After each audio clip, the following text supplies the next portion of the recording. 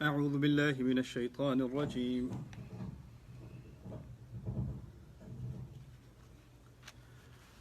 وقال موسى إني عذت بربي وربكم من كل متكبر لا يؤمن بيوم الحساب. رب اشرح لي صدري ويسر لي أمري واحلل عقدة من لساني يفقهوا قولي. فالحمد للہ والصلاة والسلام على رسول اللہ وعلى آلہ وصحبہ اجمعین. اما بعد. ایک مرتبہ پھر السلام علیکم ورحمۃ اللہ تعالی وبرکاتہ. آج انشاءاللہ تعالی اپنی حفاظت کی ایک دعا کا ذکر کرنا ہے. موسیٰ علیہ السلام کے قصے میں سے اس کا تعلق ہے. سورۃ الغافر میں ہے یہ دعا، سورۃ غافر، اور جو اس کی 27ویں آیت ہے. پہلے میں تھوڑا سا آپ کے لیے ایک سین سیٹ کر دوں تاکہ آپ اس دعا کا بیک گراؤنڈ سمجھ لیں، اس کے پس منظر میں کیا بات ہے، ورنہ دعا صحیح طرح سمجھ نہیں آئے گی. اصل میں بات یہ تھی کہ موسیٰ علیہ السلام کے لیے اللہ تعالیٰ نے فرعون کے دل میں ایک خاص محبت ڈال دی. وہ ایسا انسان تھا جس کو قتل کرنے میں کوئی ہچکچاہٹ نہیں تھی، یہاں تک کہ بچوں کے قتل میں بھی اسے کوئی ہچکچاہٹ نہیں تھی. یذبحون ابناءکم ویستحیون نساءکم، وہ تمہارے بچوں کو ذبح کر دیتے تھے، تمہارے بیٹوں کو، عورتوں کو جینے دیتے تھے. اس کو اس پالیسی میں کوئی ہچکچاہٹ نہیں تھی. لیکن اللہ تعالیٰ نے موسیٰ علیہ السلام کے بارے میں خاص فرمایا وَأَلْقَيْتُ عَلَيْكَ مَحَبَّةً مِّنِّي، کہ میں نے تم پر اپنی ایک خاص محبت ڈال دی. اور اس خاص محبت کی وجہ سے جب آسیہ ان کو اٹھا کر لائی ہیں اور فرعون کے سامنے ان کو پیش کیا ہے اور کہا ہے عَسَىٰ أَن يَنفَعَنَا أَوْ نَتَّخِذَهُ وَلَدًا، کہ شاید یہ ہمیں کچھ فائدہ دے دے یا اس کو ہم اپنے اولاد کی طرح ہی رکھ لیں، تو اس وقت فوراً یہ کہنے کے بجائے اس کو نہیں، اس کو مار دو، نہیں رکھنا اس کو میں نے. کیونکہ ان کی رنگت سے تو فوراً ہی پتہ چل جاتا تھا کہ یہ فرعون کی قوم سے نہیں ہے، یہ بنو اسرائیل کی قوم سے ہیں. اور ابھی پالیسی دی تھی کہ سارے بچوں کو مار دو. تو وہ بچہ سامنے جیسے ہی آیا، اور وہ بھی آپ اندازہ کریں کہ وہ اس موقع پر آیا، ابھی وہ ملٹری کیمپین چل رہی ہے کہ وہاں فوجی جا کر بچے ڈھونڈ کر مار رہے ہیں اور ہر قسم کا خون بہہ رہا ہے. اور اس دوران ایک بچہ پانی کے ذریعے اس پورے ملک کی سب سے سیکیور بلڈنگ کے اندر، اس کے اوول آفس کے اندر تک پہنچ گیا. اور اس کو وہاں جا کر اس میٹنگ کے درمیان عورت نے لا کر، اس کی بیوی نے لا کر سامنے موسیٰ علیہ السلام کو رکھا اور کہا اس کو ہم اپنے بچے کی طرح نہ رکھ لیں. اور اس وقت بھی اللہ تعالیٰ نے کیا کہہ دیا، اللہ تعالیٰ نے اس کے دل میں کیا بات ڈال دی، ایک محبت ڈال دی. اس نے کچھ کہا نہیں آگے سے.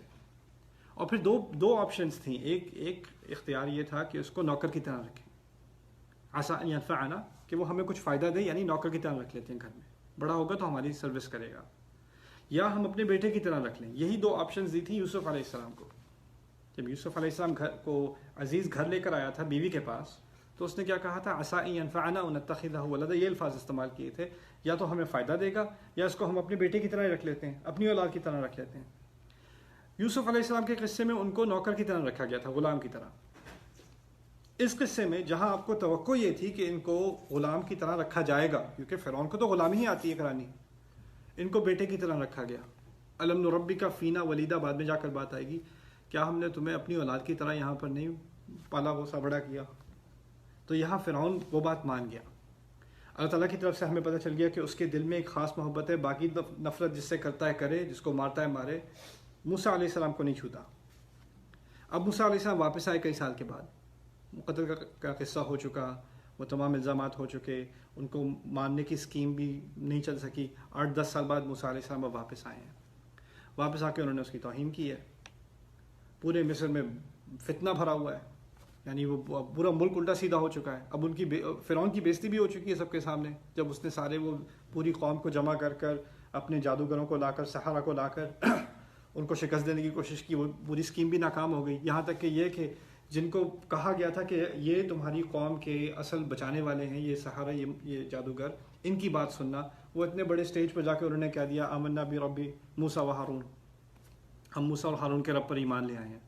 انا نطمع ان یغفر لنا ربنا خطایانا ان کنا اول المؤمنین، ہماری تو امید یہ ہے کہ ہمارا رب ہماری غلطیاں معاف کر دے گا کہ ہم پہلے ہیں جو ایمان لے آئے. یعنی وہ ایک طرح سے دعوت دے رہے ہیں پورے کراؤڈ کو کہ ہم تو پہلے ہیں، تم ہمارے ساتھ بھی پہلے ہو جاؤ یا تم دوسرے ہو جاؤ، تمہارے گناہ بھی معاف ہو جائیں گے. فرعون نے ان کو دھمکی دی کہ اچھا یہ اصل میں تمہوں کی اپنی اسکیم تھی. انہ کبیرکم الذی لکبیرکم الذی علمکم السحر، یہ تو تمہارا پیچھے لیڈر یہ تھا، اس نے تمہیں جادو سکھایا ہے، یہ سب تمہارا ڈرامہ تھا، کھیل تھا یہ. فلسوف تعلمون، ابھی پتہ چل جائے گا تمہیں خوب پتہ چلے گا. لَأُقَطِّعَنَّ أَيْدِيَكُمْ وَأَرْجُلَكُمْ مِنْ خِلَافٍ وَلَأُصَلِّبَنَّكُمْ أَجْمَعِينَ، میں تمہارے ہاتھ اور پاؤں الٹی طرف سے کاٹ دوں گا، یعنی سیدھا ہاتھ الٹا پاؤں، یا الٹا ہاتھ سیدھا پاؤں کاٹ دوں گا، اور تمہیں سڑک پہ لٹکا دوں گا، اصلیبنکم کیلیں ڈال کر سڑک پہ تمہیں لٹکا دوں گا سب کے سامنے، تاکہ کوئی بھی اس پر ایمان لانے کا سوچے تو اس کا یہ انجام ہو، اس کو بھی پتہ چلے۔ انہوں نے آگے سے کہہ دیا لا ضیرا انا الی ربنا منقلبون، کوئی بات نہیں، کوئی فکر کی بات نہیں، ہم نے ویسے بھی اپنے رب کی طرف ہی جانا ہے واپس۔ اب وہ اتنا بڑا چیلنج ساری قوم کے سامنے کرنے کے بعد اس کی ایک ایمرجنسی میٹنگ ہوئی۔ اصل میں اب بات یہ تھی کہ اب تو ایک طرح سے بغاوت ہونے والی ہے ملک میں، اتنے لوگوں کے سامنے پوری قوم کے بادشاہ کی ملک کی بےزتی ہو چکی ہے۔ اب تو اس پوری بغاوت کو ختم کرنے کے لیے ایک ہی راستہ ہے کہ موسیٰ علیہ السلام کو قتل کرنا پڑے گا، انہیں مارنا پڑے گا۔ اور اگر وہ مارنے کو ابھی بھی تیار نہ ہو، اگر فرعون ابھی بھی کہے نہیں مجھے اس سے بہت محبت ہے میں نہیں مار سکتا، تو اس کے جو جرنیل ہیں جو اس کے ارد گرد ہیں وہ کہیں گے کہ یہ تو اس سے تو ہوم لینڈ سیکیورٹی نہیں ہوگی، یہ تو سیکیورٹی میں سافٹ ہے، اس کی جگہ ہمیں کوئی ایسا چاہیے جو اصل کام کرنے کا ہے وہ کر سکے، کیونکہ اصل مسئلہ تو موسیٰ ہے، باقی کسی کو مارو نہ مارو، جادوگروں کو مارو نہ مارو، موسیٰ کو مارو گے جب تک نہیں مارو گے تب تک مسئلہ حل نہیں ہونے والا۔ اب اس کو ایک بہت مشکل فیصلہ کرنا تھا، یا تو میں اپنی طاقت کو سنبھالے رکھوں، اپنے اقتدار کو سنبھالے رکھوں، یا کیا مجھے اپنے اقتدار سے محبت ہے یا موسیٰ سے زیادہ محبت ہے۔ اب آپ خود ہی سوچ لیں اس نے کیا چنا۔ آخر کار جا کر اس نے کہا، اور اس کے جنرلوں نے اس کو کوشچن کرنا شروع کر دیا تھا، اس پر شک کرنا شروع کر دیا تھا، تذرو موسیٰ، اچھا تم واقعی ابھی بھی موسیٰ کو چھوڑ دو گے، ابھی بھی جانے دو گے؟ اب اس سے اکڑ کر اگر ایسے بات ہو رہی ہے تو اس کو پتہ چل گیا کہ اب میری اتھارٹی اس طرح نہیں چلنے والی، مجھے اقدام لینا پڑے گا۔ تو اس نے خود ہی کہہ دیا وقال فرعون ذرونی اقتل موسیٰ ولیدعو ربہ، ٹھیک ہے چھوڑ دو مجھے، میں خود ہی جا کے قتل کرتا ہوں موسیٰ کو، میں خود آرڈر دیتا ہوں موسیٰ کے قتل کا، ولیدعو ربہ، اسے اپنے رب کو بلانے دو، دعائیں کرتا رہے، اس سے مجھے کیا فرق پڑے گا، انی اخاف ان یبدل دینکم، مجھے تو اب ڈر ہے کہ وہ تمہارا دین بدل دے گا۔ دین بدلنے سے مراد صرف مذہب بدلنا نہیں ہے۔ پرانے زمانے میں اس نے اپنے آپ کو خدا مانا تھا نا، اس کی تمام قوم سے کیا توقع تھی کہ فرعون کو خدا مانو، جو خدا نہیں مانے گا اس نے صرف دین کا انکار نہیں کیا، بادشاہ کی سلطنت کا انکار کیا، غداری کی ہے۔ تو دین جس طرح ہمارے ہاں ایک ہوتا ہے آئین ہوتا ہے، الگ چیز ہے، مذہب الگ چیز ہے، آئین اور مذہب دو الگ الگ چیزیں ہیں۔ فرعون کی سلطنت میں آئین اور مذہب ایک ہی چیز ہے۔ اگر آپ نے فرعون کے خدا ہونے کا انکار کیا تو آپ نے اس ملک کے آئین کا انکار کیا، اس کے قانون کا انکار کیا، آپ غدار شمار ہوں گے، آپ کو قتل کیا جائے گا۔ اگر لوگوں نے موسیٰ علیہ السلام کے مذہب پر ایمان لانا شروع کر دیا، ان کی بات ماننی شروع کر دی، اب فرعون تو خدا نہیں رہا۔ اب وہ اگر خدا نہیں رہا تو اس کا آئین، اس کا جو قانون جو اس بنیاد پر بنا ہے کہ وہ خدا ہے، وہ سب ختم۔ تو اس کو تو اب ڈر ہے کہ حکومت بدل جائے گی۔ اب یہ بات سمجھیں، اب تو میں موسیٰ کو قتل کرنے کو تیار ہوں، وہ جتنا اپنے رب کو بلاتا ہے بلاتا رہے، وَلْيَدْعُ رَبَّهُ إِنِّي أَخَافُ أَن يُبَدِّلَ دِينَكُمْ، مجھے تو ڈر ہے کہ تمہارا دین بدل دے گا، یعنی تمہارا پورا قانون آئین، تمہارا پورا نظام بدل دے گا، یہاں تو بغاوت ہو جائے گی۔ أَوْ أَن يُظْهِرَ فِي الْأَرْضِ فَسَادٍ، یا تو یہ ہوگا کہ پوری زمین میں یہاں پورے ملک میں فساد پھیل جائے گا، کہ اسے کہتے ہیں لالسنس، لا اینڈ آرڈر سچویشن خراب ہو جائے گی۔ اب تو یہ سیکیورٹی کا معاملہ ہے، اس کو قتل کرنا ہی پڑے گا۔ اب آگے اس دعا سے پہلے ایک بات سمجھ لیجئے کہ فرعون اور اس کی حکومت کی کیا اوصاف ہیں۔ میں ابھی کچھ مہینے پہلے میں ترکی میں تھا، استنبول میں، تو استنبول میں ایک مینار نظر آیا ہم بڑی مسجد کے پاس، اور وہ مصری مینار جو آپ نے دیکھا ہوگا اینشنٹ ایجپٹ میں، وہ بڑے بڑے مینار تھے، اس پر ان کی وہ پرانی رائٹنگ تھی مصریوں کی، اس طرح کا تھا۔ میں نے کہا انہوں نے ڈیکوریشن میں بنایا، اصلی تو نہیں ہو سکتا۔ میں قریب جا کے گیا، وہ ایکچولی اور انگلش میں کہتے ہیں اوبلسک، وہ ایک مینار ہوتا ہے جو پرانے قدیم مصر میں ان کے جو فرائض تھے وہ بنایا کرتے تھے، اور اس پر ان کی تاریخ لکھی ہوتی تھی۔ وہ یہاں استنبول میں کیا کر رہا ہے؟ وہ اصلی مصر سے لایا، وہ وہاں پر رکھا ہوا، اور اس پہ نیچے انسکرپشن لگائی ہوئی ہے، ریکارڈ لگایا ہوا ہے کہ وہ 500-600 سال پہلے رومن ایمپرر نے، یعنی رومن نے یہاں پر لا کر لگوائے، جگہ جگہ جہاں رومانی سلطنت پھیلی وہاں انہوں نے مصر کے یہ ستون لگوائے۔ کیوں؟ کیونکہ ان کے ذہن میں دنیا کی سب سے عظیم سلطنت فرعون کی سلطنت تھی، اور اس کی عظمت کا ان کو اتنا احساس تھا کہ ہم اس طرح کے ہونا چاہتے ہیں، ہماری حکومت ایک دن اس طرح کی ہوگی۔ تو وہ اپنے آپ کو بڑا دکھانے کے لیے اس پرانے کھنڈروں میں، ان پرانے کھنڈروں میں سے وہ مینار نکال کے جگہ جگہ لگواتے ہیں. آپ اندازہ کیجئے کہ فرعون کا جو آرکیٹیکچر ہے، فرعون کی جو کچھ بچی ہیں عمارات جو بچی ہیں مصر میں، اس میں آپ دیکھیں گے بڑے بڑے ستون، اور ان ستونوں کی بنیاد پر آج بھی فرانس میں، یورپ میں، امریکہ میں، آسٹریلیا میں، کینیڈا میں جو کورٹ ہاؤسز ہوتے ہیں، گورنمنٹ ہاؤسز ہوتے ہیں، جو حکومتی بلڈنگز بنتی ہیں، اسی کی بنیاد پہ باہر ستون ہوتے ہیں. آپ نے دیکھا ہے کورٹ ہاؤس کے باہر بڑے بڑے ستون ہوتے ہیں، وہ فرعون کی پرانی کنسٹرکشن کی بنیاد پر بنائے جاتے ہیں. اس طرح آپ ڈالر بل پہ دیکھ لیں، ابھی تک ایجپشنز کا پیرامڈ ہے. کیوں ہے؟ اس کا کیا مقصد ہے اس کا؟ قرآن نے اس بات کی طرف اشارہ کیا ہے. وَيَذْهَبَا بِطَرِيقَتِكُمُ الْمُثْلَى، فرعون اور موسیٰ اس طریقے کو، تمہارے اس دستور کو، تمہارے اس نظام کو جس کی مثالیں دی جاتی ہیں، اس کو ختم کرنا چاہتے ہیں. وہ تو اس وقت بھی مانتے تھے کہ ہمارا دستور، ہمارا نظام اتنا عظیم ہے کہ دنیا جہاں کے لوگ ہماری مثالیں دیتے ہیں. حکومت ہو تو ایسی ہو، اقتدار ہو تو ایسا ہو، فوج ہو تو ایسی ہو. اس سے عظیم فوج کوئی نہیں، اس سے عظیم، اس سے سٹیبل، اس سے مستحکم حکومت کوئی نہیں. یہاں تک کہ اگر آپ یعنی مصری تاریخ پڑھیں تو آپ کو اندازہ ہو کہ یونان سے، چین سے، جگہ جگہ سے جہاں کے رائل لوگ ہوتے تھے نا، رائل فیملیز، وہ اپنے بیٹے بیٹیوں کو اعلیٰ تعلیم کے لیے مصر بھیجتے تھے کہ ان سے سیکھیں جا کے. اس کی فوج کے بارے میں خاص قرآن نے ذکر کیا ہے، وہ فرعون ذی الاوتاد، فرعون جو خیموں والا تھا. وطد عربی میں کہتے ہیں جو وہ کیل ہوتی ہے جو خیمے کے نیچے لگتی ہے، جس سے ٹھوکا جاتا ہے خیمہ. کہنے کا مقصد یہ ہے کہ اس کی فوج ہمیشہ کسی نہ کسی مہم پر تھی، کیونکہ جب فوج اپنے بیس میں ہوتی ہے تو اس میں کوئی، یعنی وہ اپنے بلڈنگز میں ہوتے ہیں، اپنی عمارات میں ہوتے ہیں، لیکن جب وہ کسی مشن پر جاتے ہیں تو انہیں خیمے لگانے پڑتے ہیں. قرآن کو خیموں والا اس لیے بتایا گیا ہے کہ اس کی فوج ہمیشہ کہیں نہ کہیں، کسی نہ کسی جگہ پر قابو کر رہی تھی، کوئی نہ کوئی ایکسپینشن ہو رہی تھی، اور اس کی فوج ہمیشہ پھیلی جا رہی تھی. وہ فرعون ذی الاوتاد. اب فرعون دنیا کی سب سے طاقتور آرمی والا، ملٹری والا، اپنے کیپٹل میں کھڑا. اب آپ اندازہ کیجئے، آج کے اندازے سے کوئی یونائٹڈ اسٹیٹس کا پریزیڈنٹ ہے، اس نے ایشو دے دیا کہ اس کو قتل ہونا ہے، فلانے کو ایکسیکیوٹ کرنا ہے. ہی ہیز دا پاور. میرا پولیٹیکل سائنس پروفیسر تھا کالج میں، وہ کہا کرتا تھا، کیونکہ یہاں پر پریزیڈینشیل برانچ کو ایگزیکٹو برانچ کہتے ہیں نا امریکہ میں، تو اس نے کہا، پہلے دن پوچھا، why do you think they call it the executive branch, اس کو ایگزیکٹو برانچ کیوں کہتے ہیں؟ کہتا ہے because he has the power to execute people. لیکن بات ٹھیک ہے، ایگزیکٹو آرڈر وہ دے سکتا ہے، از دا کمانڈر ان چیف، تو آرڈر تو وہ دے سکتا ہے. اگر کسی کو مارنے کا آرڈر دیا ہو، آپ کا اندازہ ہوگا کہ کہیں وہ غار میں چھپا ہوا ہے، کہیں ہائیڈنگ میں ہے، کیونکہ اگر وہ باہر کھلے سڑک پہ ہو تو پھر تو مارا ہی مارا گیا. اب اندازہ کیجئے موسیٰ علیہ السلام کہیں چھپے ہوئے ہیں کیا؟ فرعون نے ایگزیکٹو آرڈر دیا ہے اپنی تمام آرمیز کے ہونے کے سامنے اور تمام جنرلز کے سامنے کہ اب میں نے کل آرڈر دے دیا ہے، ایکسیکیوشن آرڈر دے دیا ہے. کس کا؟ موسیٰ علیہ السلام کا. اس نے دعا کرنی ہے تو کر لے اب. اور موسیٰ علیہ السلام کہیں صحرا میں نہیں بھاگے جیسے پہلے بھاگے تھے نا جب کم عمر میں تھے. اب تو وہ سامنے آئے ہوئے ہیں، سب کے سامنے کھل کر دعوت کر رہے ہیں، بالکل پبلک میں ہیں. اب وہ کیا اور لاکھوں کی فوج کیا؟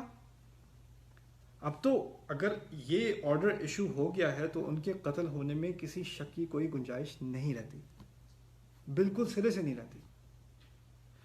اس موقع پر موسیٰ علیہ السلام نے دعا کی ہے، قال موسیٰ انی عذت بربی وربکم، میں اپنے اور تمہارے رب کی پناہ مانگتا ہوں. عذت، العیاد عربی میں کہتے ہیں درخت کے ساتھ کبھی کبھی کچھ پودے ایسے ہیں جو بالکل اس سے چمٹ جاتے ہیں، درخت سے ہٹتے نہیں ہیں، یا کبھی ہڈی پہ اگر جو گوشت اتر نہ رہا ہو، افطار میں آپ کو بہت دیر ہو گئی ہے وہ پھر بھی نہیں اتر رہا، وہ جو گوشت ہوتا ہے جو اترتا نہیں ہے ہڈی سے، اسے عوض کہتے ہیں عربی میں.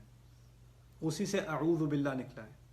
اعوذ باللہ یعنی اللہ تعالیٰ سے کوئی اس طرح چمٹ جائے، لگ جائے، ہٹے ہی نہ، اس کو اصل میں کہتے ہیں اعوذ باللہ. وہ کہتے ہیں انی عذت بربی وربکم، میں اپنے رب اور تمہارے رب کے ساتھ اس طرح چمٹا ہوا ہوں، لگا ہوا ہوں پناہ کے لیے، حفاظت کے لیے، من کل متکبر، تمام متکبر سے جو بہت بڑا بن گیا ہے، کوئی بھی بہت بڑا بن گیا ہو، میں ان تمام سے اللہ کی پناہ مانگتا ہوں. یہاں ایک عظیم حقیقت کی طرف اشارہ کیا گیا ہے. انہوں نے ابھی بھی فرعون کے خلاف دعا نہیں کی، فرعون سے حفاظت کی دعا کی، اور فرعون کا نام لے کے دعا نہیں کی. انی عذت بربی وربکم من فرعون. من کل متکبر، ہر کوئی جس میں تکبر آ گیا ہو، ہر کوئی جو بہت عظیم طاقت والا بن چکا ہو اور اپنی طاقت کی بنیاد پر فساد پھیلا رہا ہو، میں ہر اس شخص سے اللہ تعالیٰ کی پناہ مانگتا ہوں، اللہ تعالیٰ کو پکڑے ہوئے ہوں، تھامے ہوئے ہوں، اور اسی طرح مجھے حفاظت ملے گی۔ ہم جب پناہ کا ترجمہ کرتے ہیں تو ہم سمجھتے ہیں ہم نے اعوذ باللہ کہہ دیا، پناہ مل گئی، اعوذت بربی و ربکم۔ اور دوسری بات یہاں مزے کی یہ ہے کہ اعوذت ماضی میں ہے، ایک تو ہوتا ہے نا افعال ہوتے ہیں حال میں، ماضی میں، مستقبل میں، یہ ماضی میں، میں نے پناہ لی ہوئی ہے پہلے سے، یہ نہیں کہ میں لیتا ہوں یا لوں گا، لی ہوئی ہے پہلے سے، میں تو لے چکا ہوں، میں تو اسی حفاظت میں ہوں۔ کہنے کا مقصد یہ ہے کہ جب میں چھوٹا، میں ابھی کچھ دنوں کا جو میری ولادت تھی، جب مجھے بولنا بھی نہیں آتا تھا، تب اس رب نے میری حفاظت کی ہے، مجھے ڈوبنے سے بچایا ہے، مجھے مرنے سے بچایا ہے۔ اس فرعون سے میں اب کیا ڈروں گا؟ جب مجھے قتل کرنے لگے تھے تب مجھے اس نے صحرا میں بچا لیا، اب کیا ڈروں گا اس سے میں؟ انی عذت بربی، جو کرتا ہے کرتا رہے۔ اور ویسے بھی پہلے اللہ تعالیٰ نے وعدہ کیا ہوا ہے، اللہ تعالیٰ نے جب وہ ان کو طور پر ان سے ملاقات ہوئی تھی اور بات ہوئی تھی تو اس وقت اللہ تعالیٰ نے کہا تھا کلا لا یصلون الیکما، تم تک نہیں پہنچ سکیں گے، تم تک ان کے ہاتھ نہیں پہنچیں گے۔ اور جب انہوں نے کہا تھا اخاف ان یقتلون، مجھے ڈرے یہ مار دیں گے مجھے، اللہ تعالیٰ نے کہا تھا کلا نہیں، ہونا ہی نہیں ہے، فکر ہی نہ کرو، بات ہی ختم۔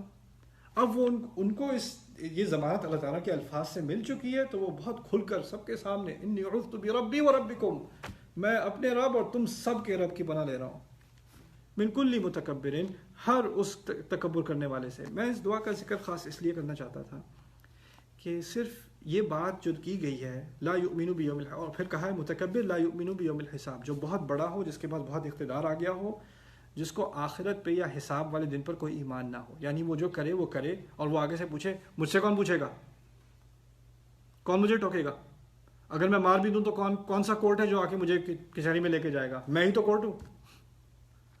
تو اللہ تعالیٰ نے یہ خاص دعا ان کی زبان سے ہمیں کیوں سکھائی؟ اب دوسری بات میں پہلے شاید ذکر کر چکا ہوں، پھر کر دیتا ہوں۔ انبیاء علیہ السلام کی تمام عمر دعاؤں میں گزری ہے، کوئی ایک دن نہیں ہوگا کسی نبی کا کہ اس میں اس نے دعا نہ کی ہو، اور ہر طرح کی دعا۔ آپ ہمارے نبی کا اندازہ کر لیجئے علیہ السلام، کیونکہ ہمارے نبی کا ریکارڈ جیسا ہے ویسا کسی اور نبی کا تو ہے نہیں، اور ہمارے نبی علیہ السلام کی کتنی سینکڑوں دعائیں ہیں، ان کی ہر موقع کی دعا ہمارے ریکارڈ میں ہے۔ اندازہ کیجئے موسیٰ علیہ السلام، ابراہیم علیہ السلام، آدم علیہ السلام نے زندگی گزاری ہے، نوح علیہ السلام نے کتنی دعائیں کی ہوں گی 950 سال میں۔ قرآن اللہ کا آخری کلام، اور اس میں اللہ تعالیٰ نے چن چن کر ایک دو دعائیں تمام انبیاء سے لی، یعنی ان کی پوری زندگی بھر کی دعائیں، اور ان میں سے چن کر یہ ایک دعا، یعنی اس دعا کا کوئی خاص ہی مقام ہوگا، اس کی کوئی خاص ہی اہمیت ہوگی میرے لیے، آپ کے لیے، صرف کہانی کے لیے نہیں۔ اگر مقصد صرف تاریخ بتانا ہوتا تو پھر تو بہت ساری دعائیں تھیں بتانے کو۔ مقصد یہاں ہے فیہ ذکرکم، اس میں تمہاری بات ہو رہی ہے، اللہ تعالیٰ نے خود ہی کہہ دیا اس میں تمہارا ذکر ہے، فیہ ذکرکم۔ اسی لیے جب ہم یہ باتیں پڑھتے ہیں، یہ تاریخ سمجھتے ہیں، پہلے تو تاریخ سمجھ لیجئے، اس کا پورا سیاق سمجھ لیجئے، اس کے بعد یہ ہم پر اس کا کیا اپلیکیشن ہوتی ہے، اس کو تطبیق کہتے ہیں عربی میں، ہم پر کیسے اپلائی ہوتی ہے۔ تو پھر اس کو ہمارے لیے سمجھنے کے لیے آپ کی زندگی میں، میری زندگی میں ہو سکتا ہے کوئی ایسے لوگ ہوں جن کے پاس اقتدار ہے، اور اقتدار اور خدا کا خوف نہیں ہے۔ یہ دو چیزیں ایک ساتھ ہو جائیں تو بڑا خطرناک معاملہ ہو جاتا ہے۔ کسی کے پاس آپ کے اوپر کوئی اتھارٹی ہے، کوئی کنٹرول ہے، کوئی فیملی میں سچویشن ہے، یا جاب پہ کام پہ سچویشن ہے، یا حکومتی سچویشن ہے، کوئی بھی سچویشن ہو سکتی ہے، لیکن ان تمام صورتحال میں اگر آپ کے اوپر ظلم کرنے والا کسی نے، بس اس کے ذہن میں آ گیا اس نے کسی نہ کسی طرح آپ کو نقصان پہنچانا ہے، یہاں تک تو آخری درجے کا نقصان ہے قتل کرنا، لیکن قتل کرنے سے کم بھی، اگر کوئی بھی ہو کسی قسم کا بھی تکبر کرتا ہو، کسی قسم کی بھی اس کے پاس آپ کے اوپر اتھارٹی ہو، پاور ہو، کوئی بھی ہو، اس کے لیے آپ کو اس دعا کی خاص ضرورت ہے۔ اب ہوا کیا موسیٰ علیہ السلام کے ساتھ؟ موسیٰ علیہ السلام کو جب اس قتل کا حکم ہوا اور فوج نکلی ان کو ڈھونڈنے اور قتل کرنے، تو اللہ تعالیٰ نے پوری قوم پر ایک آفت کے بعد دوسری آفت کے بعد تیسری آفت، اخذناہم بالسنین، کئی سالوں تک ان پر آفتیں گراتے رہے۔ طوفان آ گیا، گھر الٹ گئے، درخت گر گئے، کھیت خراب ہو گئے، لوگ مارے گئے، وہ کسے کہتے ہیں state of emergency, natural disaster. اب ایسا ہو تو فوج کسی پر حملہ کرنے کے بجائے اب وہ اس ایمرجنسی میں پھنس گئی، مہینے لگ گئے اس ایمرجنسی کو ٹھیک کرنے میں، معاملہ ٹھیک کرنے میں. کچھ سچویشن سٹیبلائز ہوئی، پھر قمل، جراد، ایک کے بعد دوسرا مسئلہ، طرح طرح کے کیڑے مکوڑے پھیل گئے، مرض پھیل گئے، لوگ مرنے شروع ہو گئے، دم، بارش ہو گئی، خون کی بارش ہو گئی، خون نے آ کے دریا کو خراب کر دیا، کھیت خراب ہو گئے، یعنی ان کی پوری اکانومی کلیپس ہو گئی، ایک کے بعد دوسرے کے بعد دوسرا. ونقص من الثمرات، پھر ان کے بچے، ان کے فرائنہ کے بچے مرنے شروع ہو گئے، ان کی اولاد مرنی شروع ہو گئی. اور یہ ایسا نہیں کہ کچھ دنوں تک ہوا، کچھ مہینوں تک ہوا، سالوں تک. اخذناہم بالسنین، کئی سالوں تک یہ چلتا رہا. اور یہ سب صرف موسیٰ علیہ السلام کی ایک دعا کے نتیجے میں. میں نے تو پناہ لی ہوئی ہے، میں نے پناہ. دنیا کی سب سے طاقتور قوم، دنیا کی سب سے بڑی فوج، ایک آدمی کے قتل پہ ناکام ہوئی، ایک آدمی کا قتل نہیں کر سکی، کیونکہ اس کو دعا کا سہارا تھا، اس خاص دعا کا سہارا تھا. دعا کو کبھی انڈر ایسٹیمیٹ نہیں کرنا. کبھی یہ مت سمجھنا کہ اگر میں نے دعا مانگی ہے تو ویسے صورتحال تو لگتی ہے کہ ناممکن ہے، میری حفاظت کیسے ہوگی، اس نے جو میرے ساتھ کرنا ہے اس نے تو کرنا ہے. نہیں، اعوذ باللہ من کل متکبر لا یؤمن بیوم الحساب. اگر آپ یہ دعا کر لیں آپ کو کچھ ہونے والا نہیں ہے. یہاں تک کہ اس کی ایک مثال اللہ تعالیٰ نے اس کے فوراً بعد بھی دے دی سورۃ غافر میں ہی.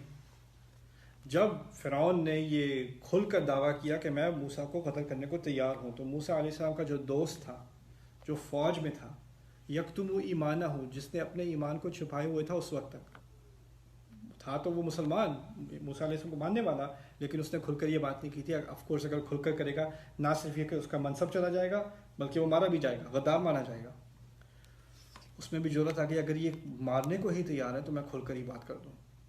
یکتب ایمانہ اتقتلون رجلا ان یقول ربی اللہ وقد جاءکم بالبینات. تم کیا واقعی اس ایسے انسان کو قتل کرنے لگے ہو جس نے صرف یہ بات کی ہے کہ میرا رب اللہ ہے، اور وہ تمہارے پاس ہر طرح کے ثبوت لے کر آیا ہے، واضح ثبوت لے کر آیا ہے، اسے کیوں مارو گے تم؟